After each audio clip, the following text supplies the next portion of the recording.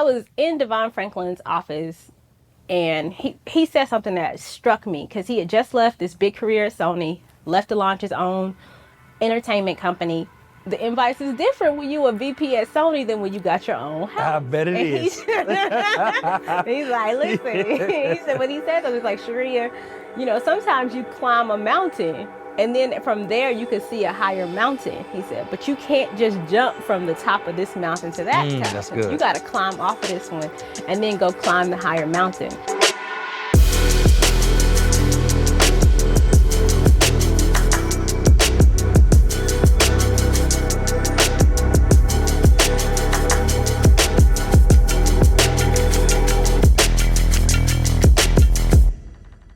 Hey, what's up, family? Welcome to another episode of the Traffic Sales and Profit Show. My name is Lamar. I'm your host. And if you are a Black entrepreneur looking to grow and scale your business, or you're looking for strategies, processes, procedures in order to grow your wealth, right? Not just grow it, but grow it, protect it, preserve it, pass it down, you're in the right spot. And I'm excited because today's conversation is going to help you. And I got a OG friend, a old school friend. She said we go back.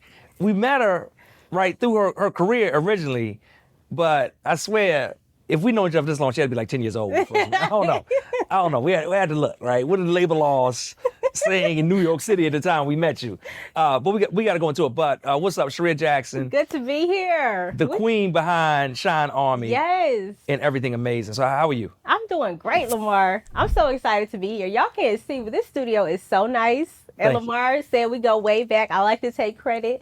Back in the Black and Married with Kids day. Yep. Saw the blog. I was an editor at the time at Essence.com. Well, I was one of your first national interviews. Yeah, maybe the first, if not, but you definitely were the biggest.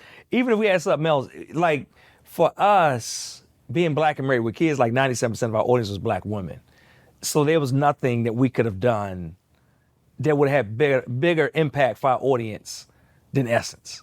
So listen, y'all were dope then and you dope now. I mean, Thank you. I've been in multiple offices of yours. Now y'all own the building. I remember coming to do a Black Married with Kids video when y'all had the studio at the house. Then y'all got the other office. Yep. Then you had the other office, and now we here. So literally we upstairs. So we started from the bottom, and here we are. Now we here. We here. Second floor out here. Second floor. I love it. So tell people about what you're doing, about what Shine Army is. Yeah, so Shine Army is so exciting. We're able to support experts and entrepreneurs to really own the power of their story and then share it with the world through media. And we don't just help you get booked, but we also help you flip that media into money. So if you're going to have influence, you should also have impact and the income that comes with it. And so as you mentioned, I'm a 20-year media veteran this year. I've been paid every year for the last 20 years to create content. And so I spent time at Essence, 10 years there, where I was a senior editor. I had a book that was launched all over the world, did my own book tour for it. And so being able to share all those tools with other experts and entrepreneurs who want bigger stages, right? So if you come to my website, I literally, when I was on the Steve Harvey show, I recorded a video in my dressing room for other entrepreneurs like, you should be here too. Wow. Because I believe that. And we know the uphill battle for Black entrepreneurs specifically. And so part of the way we cut that learning curve and accelerate our success is to grow our visibility. And the quickest way to do that is with media. That's good, because something I often say is the fact that I meet so many entrepreneurs that have great products and services, but just nobody knows about them. And it's like when they get people in front of it, they can easily sell it, but just not enough people are in front of them. So this is definitely a way where they can combat that, right, and get their stuff out to the masses. Absolutely, and it's not separate from traffic, sales, and profit, right? So part of what I encourage and part of that flip in the media is booking it and then putting the traffic to it, because we know it's a loud market. Everybody's got a business, which is great, but it also means you have a lot more competition than you've ever had. So one of the ways you cut through is you borrow other people. We down with OPP, other people's people. So Right. Go borrow the audiences of other people. And then when they see you on these big platforms, they pay attention. So I can say I'm a media strategist. Okay, that's cute. Oh, I've been on this show and I just got my client, Lisa Nichols, on the Tamara Hall show. People reply a little bit differently. So that visibility really can help your business. All right, this is good. So I got questions about that, but first, I want to dig into your story a little bit, because I think newer entrepreneurs, from the outside always look and they say, wow, that's amazing. She's done all these things. She has all these amazing clients now. She's a celebrity with celebrities, right? It's all this stuff. But oftentimes I see newer people discount the struggle in getting there. Where they think, oh, you know, it's easy for her to get there or to build this because she was working at Essence. So it's easy for her to do this or that because, you know, it's always like a reason that we put in there why somebody else can do it. Yeah. But we can't when we haven't taken the effort yet. So I want to go back a little bit. Yeah. Because you said like now, hey, it's been 20 years where I've been getting paid to create. When you started, were you, I always ask this question, I guess, like, were you like in elementary school, like one day I shall write. You like got your little crayon out. Okay, I'm gonna tell all the You like I'm tell very proud of my age. My first job was the best of times, the worst of times. I was 17 when I started. Okay. We're in Atlanta. I'm a native. I was an intern at the Atlanta Daily World newspaper. Okay. But the dope part was I wrote, but I also, one of the managers I reported to was in advertising. So I got to kind of see both sides of the media game. So 17, you were in high school then? Yeah. Okay, you smart. You might have been like child genius or something, and you know. Let's talk about it, right? Because smart is often overrated. Ooh, tell me about it. A What you mean lot by of that? smart people are not as successful as they are smart. And so I feel like I was book smart, but I didn't understand life and money until later in life. So now I'm able to leverage my intelligence more. But I think a lot of times, and I see a lot of times people who might have a higher IQ are struggling way more than people who know a little, but what the little they know, they apply it and they make their money. So I tell new mastermind members all the time, the smartest person is not the person that makes the most money. no. Because you can naturally You think. overthink everything. What's that? And that's what I tell them. You remember at TSP this year, a game plan, you did something we talk about. The ultimate entrepreneur, and that's the paralyzed perfectionist. Most extremely smart people are the paralyzed perfectionists. You had me laid out. They can't. That was me. I said, don't come for me today. Because it's like, what I find is that smart people, like, they know too much. You know too much. And they overanalyze, like you said, everything. And they just get, like, in an analysis paralysis and literally just cannot move forward. Meanwhile, the person that halfway don't know nothing, they just keep throwing They them. just a gunslinger, you know what I'm saying, coming from the hip. Yes, and I'm not even, that's what and I'm joined the Mastermind in 2018.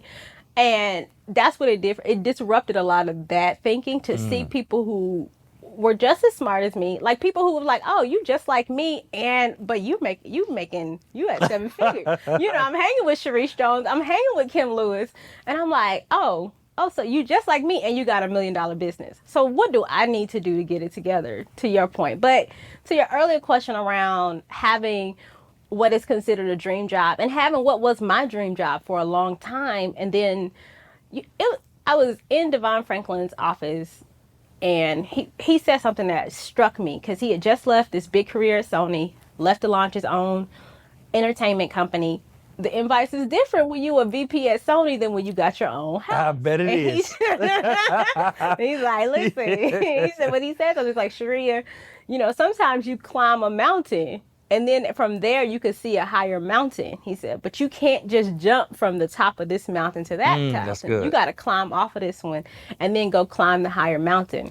And so I'm going to say this truth, and I'm going to tell the whole story because, and this is an ouch, this is my first time.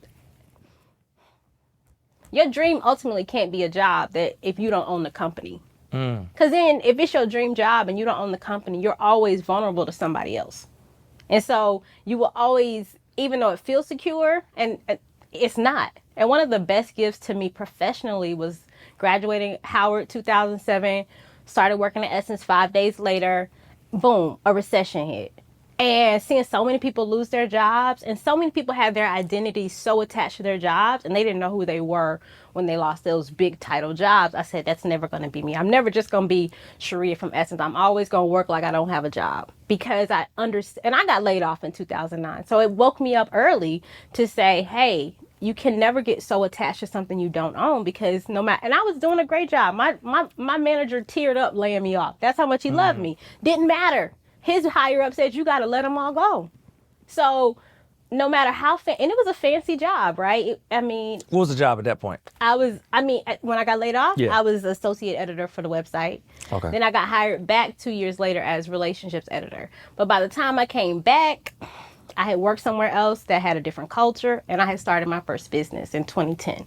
And so I had a different mindset. Even my dream was really to grow my business when I got the offer for relationships editor at Essence. And I was like, well, you can struggle to get this business off the ground at 25, or you can get paid to go coach millions of women and learn in a bigger arena. And that's what I did. But you know, even that, right?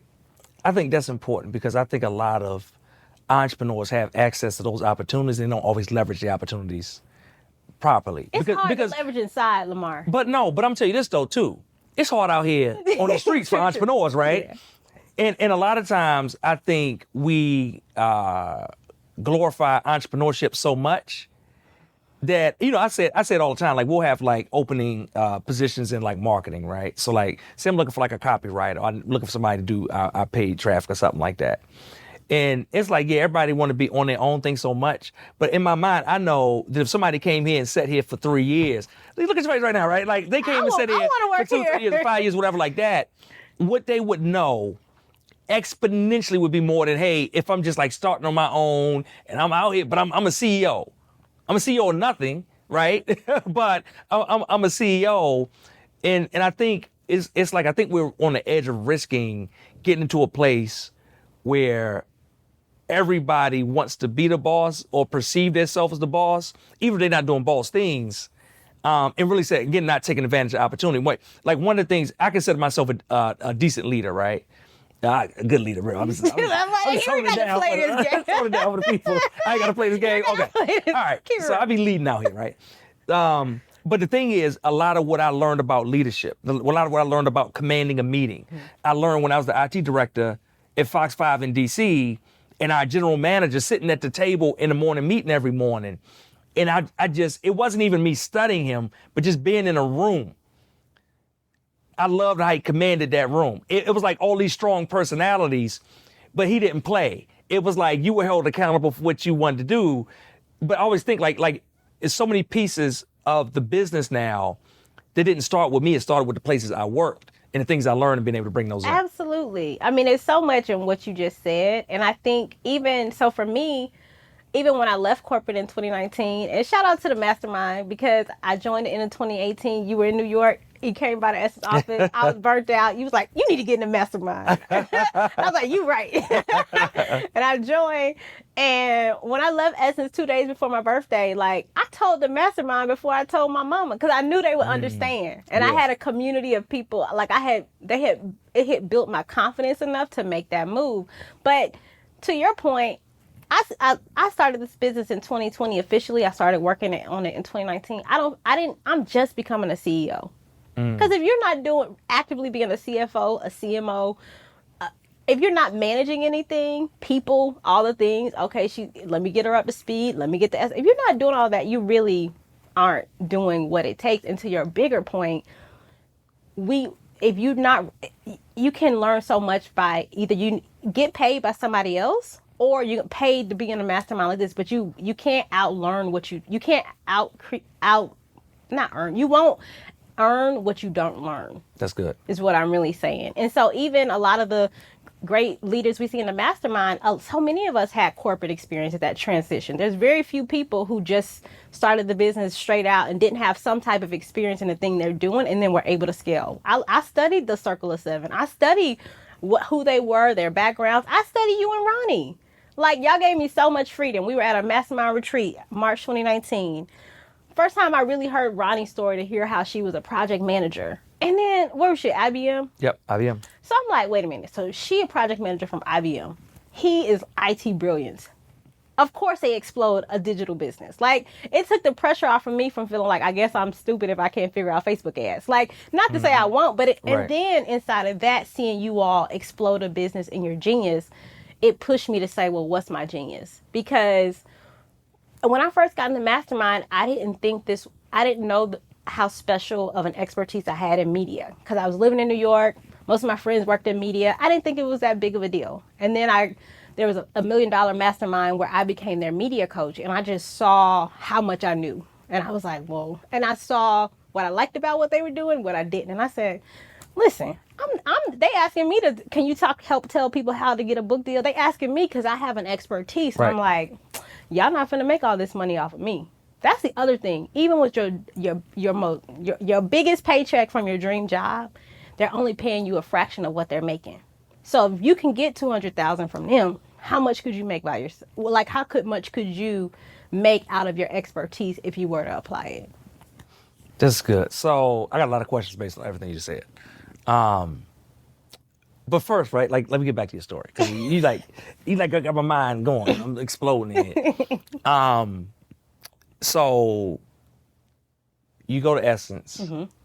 You're working on the digital side. You get laid off. Mm-hmm. She says right for the recession. Mm-hmm. In the recession. In a recession, right? You get laid off. 2 years later, they call you back.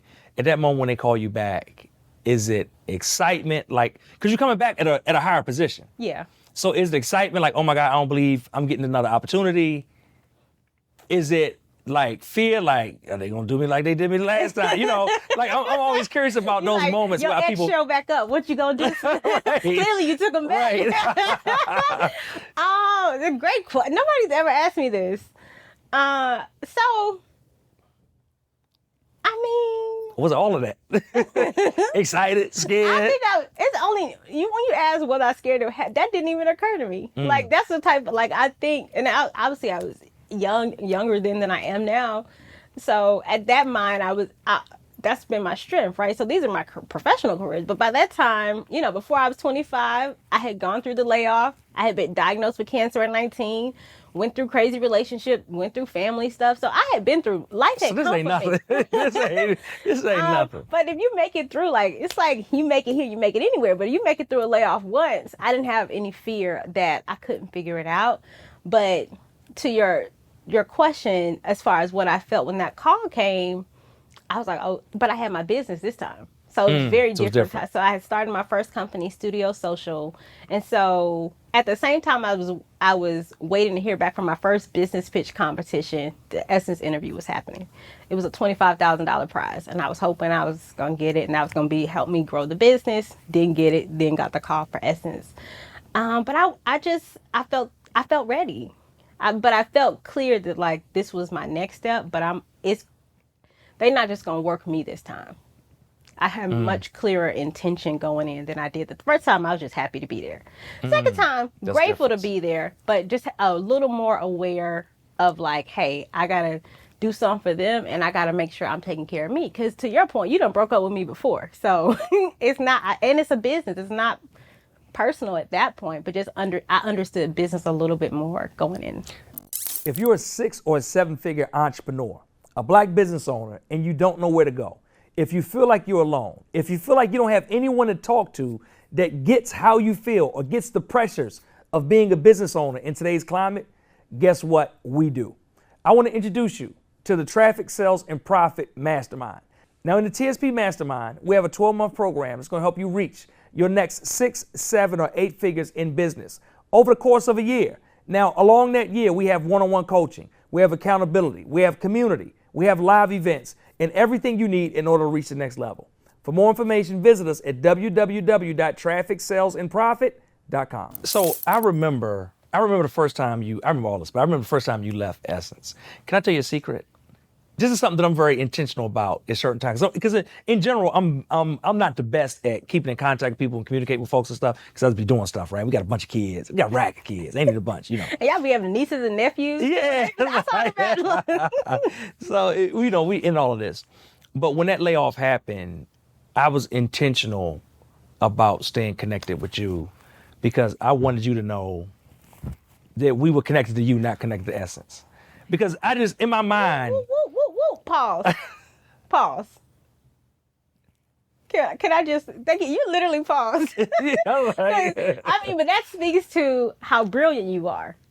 Because also, and it's a compliment to me that you saw me enough to say, I don't know, it's not about where she is. I just know who you were. You had the ability to see beyond a title. So I left Essence that first time, November 2009. I went back to Essence November 2011, 2 years later.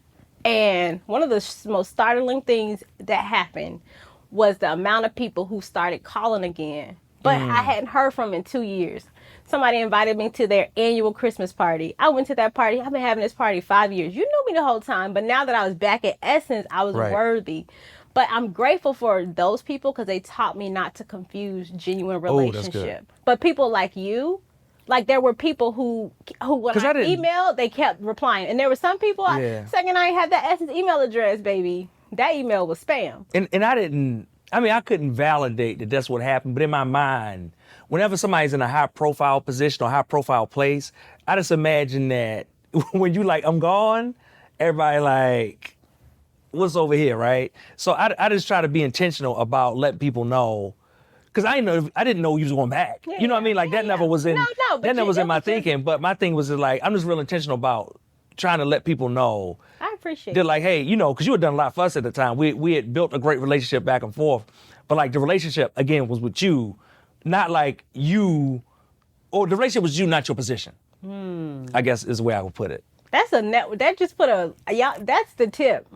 Because also, so often, you could ask anybody for anything. You have to earn the right to ask. And your intentionality of seeing the real person, even when I coach my clients with pitching, I'm like, you're never pitching an outlet, you're pitching a person. That's good. And so you want to make it personal to them. I always, I've been on somebody's Instagram before and everything before I send them an email because it's a real person. But I just thank you for seeing me then. But it's just such a powerful, like so many people did not do that. All right. You're welcome. So you're at the second time. When you get ready to exit the second time, what is that like? Because like I said, a lot of people are, I'm at places, this place suck. Everybody around me know it suck. Everybody around me telling me to get out. But I would imagine when your son, because even when I worked at the TV station, when I was telling people like, look, I'm out, I'm doing a own thing, they were like, you sure? It was like, you shouldn't do that. And it wasn't even that I wanted to work. I just was doing IT, right? I ran the IT department. But it wasn't like my aspiration was to work IT at a TV station. But like my family, friends, like they just liked it every now and then they saw me on TV. Yeah. And they was like, man, you was in that commercial that one time. I didn't sure you want to leave. You would be in more commercials. But that wasn't where my heart was. That wasn't my goal or my passion. When you left, like what was that transition like? And what was like the noise, because you said like, hey, I told the Mastermind before I told my mama. Like, what's the, what I really want to know is what Miss Jackson was like, tell me all of that. Like, what was that transition like for you? You came for the tea today. Where's my coffee cup? I didn't know you was going to be, I need some honey for this hot tea, baby. Okay, so, it was a process. It was not like I woke up one night and said, I'm done. Right. I mean, It had been, so by that time, working at Essence, I got my book deal. My book came out in 2018. I mean, I'm going to be transparent. We keeping it real. I knew I was probably ready by 2016. And I loved the work. It just, after I had grown, I kept growing. I kept working on myself, and I knew there was more. And I just wanted more of my time to do more of the things I knew I was being called to do. But also, listen, I had bills and I needed to do my work to start building out a business and revenue and those things. And my book agent, she was like, listen, you gonna stay at Essence for this, it's much, and it's true. And it's easier to get booked as an Essence editor to get booked with the book, but that's not enough. Yeah. And so I knew when the book came out June 2018, by then I was like, okay, I've done my part here. And also there have been so many transitions in the company. So even though I worked at Essence the second time, I was there for 7 years. At the time when I first got there, it was still owned by Time Warner. Time Inc. spun off as an independent magazine company. And then Time Inc. sold Essence to Essence Ventures, which was run by Richard Lou Dennis, who had Shea Moisture in 2018. So at the beginning, so that was a crazy year for me, period, because the company changed. We changed the offices. Plus my book came out, and I'm like trying to manage running an department plus my book tour. So I knew that season has expired. The same way the first time I got laid off from Essence, I knew it was time to go. I was a little burnt out at that time. I ran out of business cards. Didn't ask for more. I just knew like something's changing here, and it moved. And so this time, I had been talking, because I've been talking about it probably since 2016. Hey, I'm starting to. My friends all knew. So after a while, you tell people enough, they get. So what you gonna do? So I was sitting at brunch with one of my best friends the day after Christmas, December 2018. And I'm saying my same little speech, I'm getting ready to get out. So, Charreah, about when are you leaving? She was the first person to say, put a date on it, baby. And I said by my birthday. They just by my birthday. My birthday's February 8th, 2019. This was the time frame. My last day at Essence was February 6th. I got on a plane, flew here.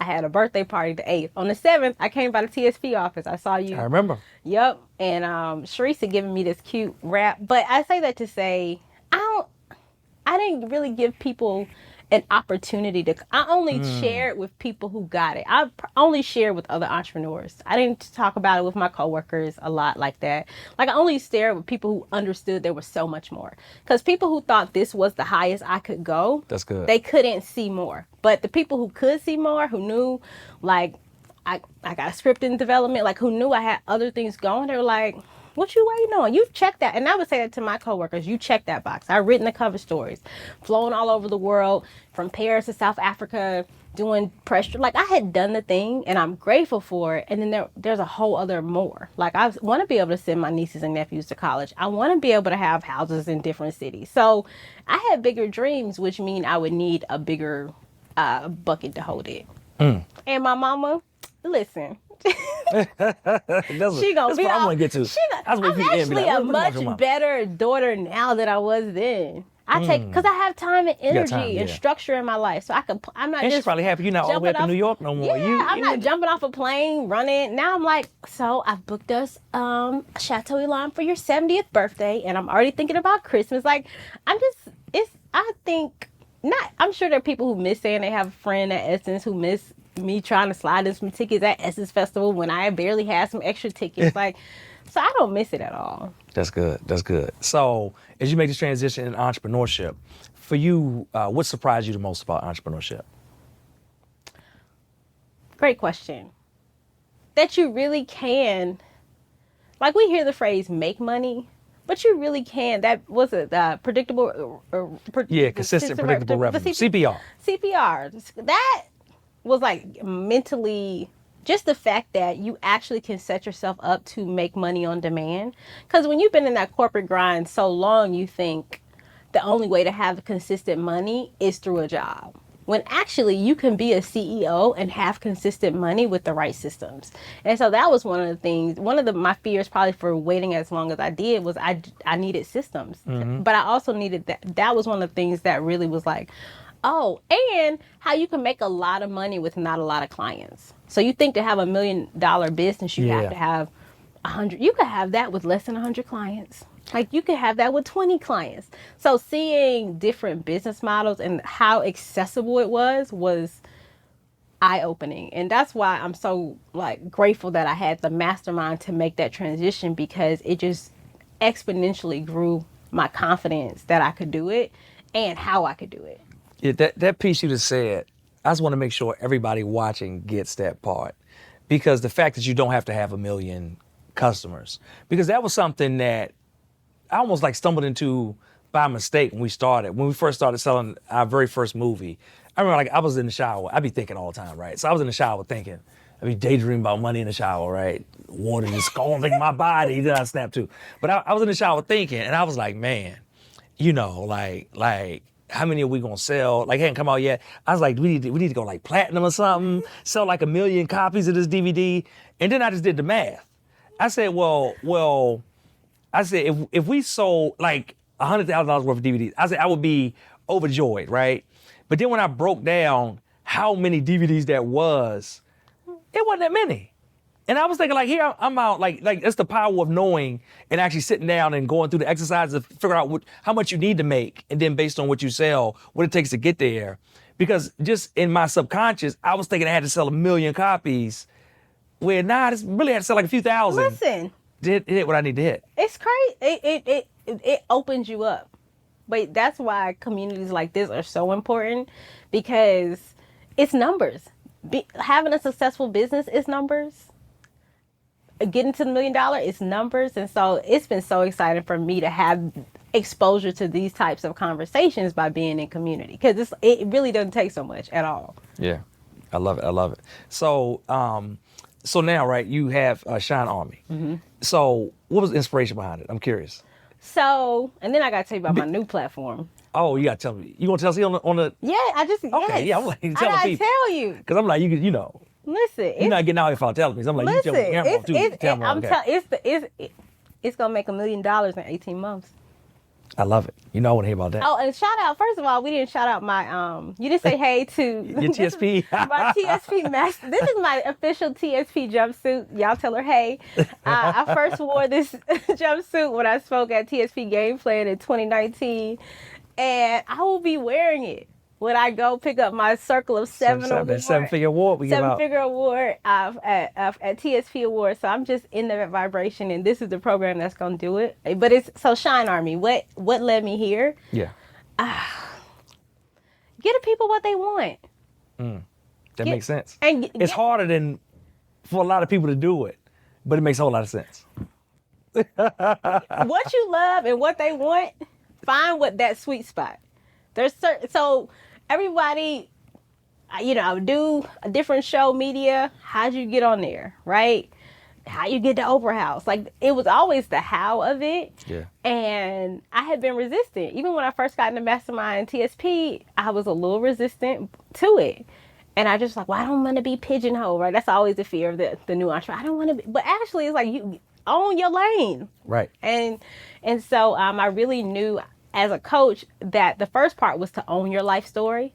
And my sweet spot is I can help you not just own your life story through transformation coaching, but also help give you strategy to share with the world through media and speaking.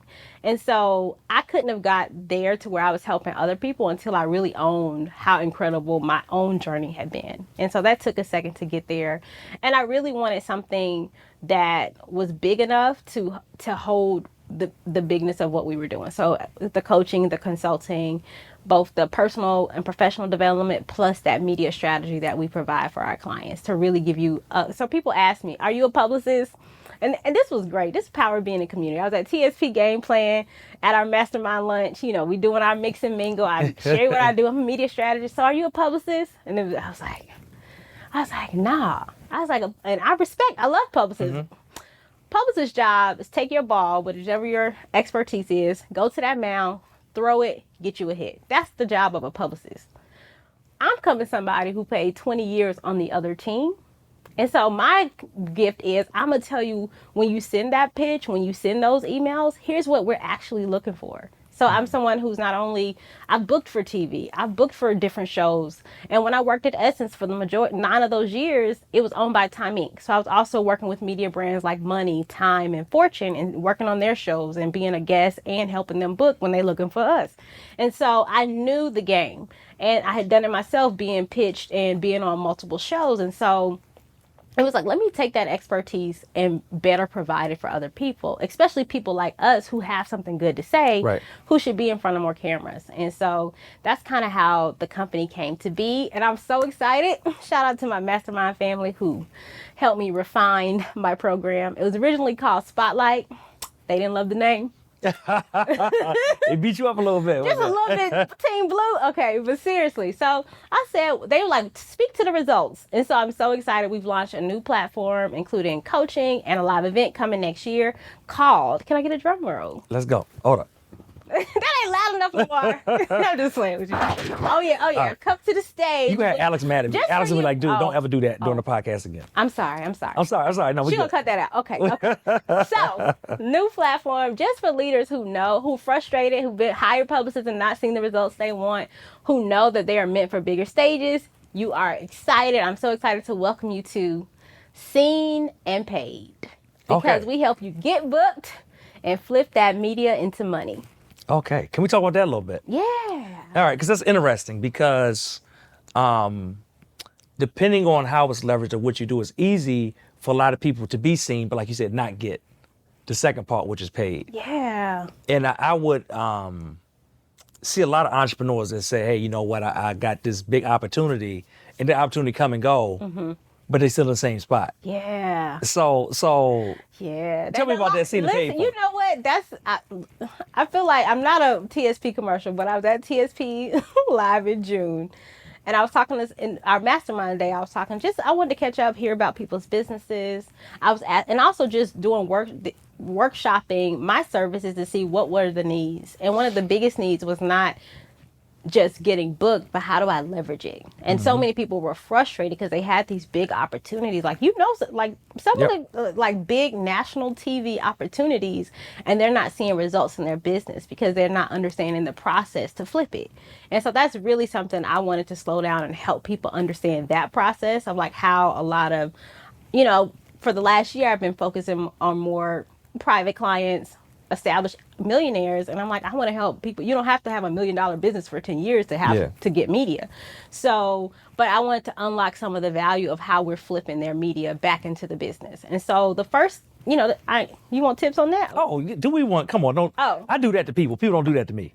I'm the king of. I know you I'll had tell another you. question. Only if you want to really hear. Yeah, I want the tips. Give me the tips. So you want seen and paid? You want just seen, or you want me to get right to the money? How do you flip media to money? I've been like, for the people, they probably want both. But I want to hear about the paper. So, first of all, the great part about mass media is that it's for the masses. Okay. That means everybody is seeing it. Your job as a CEO is to make sure your clients then see your media. So I see a lot of times the excitement of the moment. Oh, I got on the show, so we blast it out to everybody. I always have my clients. I was saying this to one of our Mastermind members was featured in a commercial during the BET Awards. Shout her out, Deb Owens. I ain't gonna act shout. I saw Deb at TSP Live. I said, Deb, I need you to make a list here of just the 20 people, the brands that are already hot, the leads that are already hot.